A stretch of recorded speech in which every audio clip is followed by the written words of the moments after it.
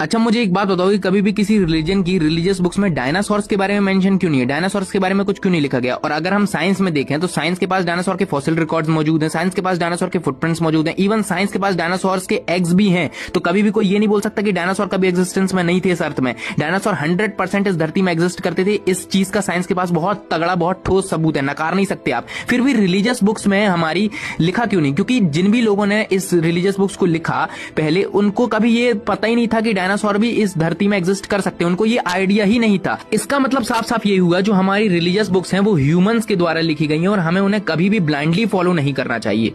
Religion book में dinosaur का जिक्र नहीं, इसलिए वो गलत है।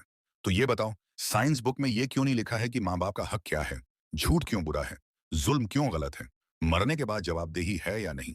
ये सब नहीं लिखा है तो क्या साइंस बुक बेकार हो गई? नहीं, क्योंकि वो उसका सब्जेक्ट नहीं है। और प्राचीन यानी नेचर हिस्ट्री के किताबों में भी डायनासोर का जिक्र नहीं है।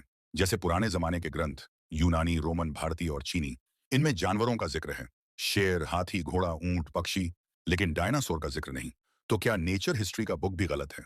और ये भी सुनो, साइंस की पुरानी किताबों में भी नहीं था। ये बहुत स्ट्रांग पॉइंट है। 1800 साल से पहले की साइंस बुक्स खोल लो, कहीं डायनासोर शब्द नहीं मिलेगा। क्यों? क्योंकि फॉसिल्स की सही पहचान बाद में हुई। डायनासोर शब्द ही 1842 में दिया गया। तो अगर कोई बोले रिलीजन बुक में डायनासोर नहीं, इसलिए ह्यूमन रिटन है, तो वही रूल पुरानी साइंस बुक्स पर भी लगेगा। तो क्या वो भी गलत हो गई? नहीं, क्योंकि हर किताब का मकसद अलग होता है। धार्मिक किताब का मकसद है इंसान को सही गलत बताना, जिंदगी का मकसद बताना, अखलाक चरित्र सिखाना, इंसान हर अमल का जवाबदेही है ये बताना। वो फॉसिल साइंस की गाइड बुक नहीं है जिसमें डायनासोर का जिक्र होना जरूरी हो, क्योंकि वो उसकी कैटेगरी ही नहीं है। और क्या किसी चीज का नाम ना होने का मतलब है उसका एग्जिस्टेंस ना होना? दुनिया में लाखों जानवर हैं, क्या सबका नाम हर धर्म ग्रंथ में है? नहीं। तो क्या वो सब एग्जिस्ट नहीं करते? करते हैं। नाम की गैर मौजूदगी अस्तित्व की गैर मौजूदगी का सबूत नहीं होता। और धार्मिक किताबें जिन लोगों के लिए आईं, उनकी समझ, उनकी जरूरत, उनका माहौल देखा गया। उन्हें यह सिखाना जरूरी था कि झूठ मत बोलो, जुल्म मत करो, किसी का हक मत खाओ, एक मालिक को मानो। ये ज्यादा जरूरी था या ये बताना कि करोड़ों साल पहले कौन सा जानवर एग्जिस्ट करता था? कई धार्मिक ग्रंथ ये साफ कहते हैं, खुदा ने बहुत सी मखलूक पैदा की, कुछ तुम जानते हो, कुछ नहीं जानते।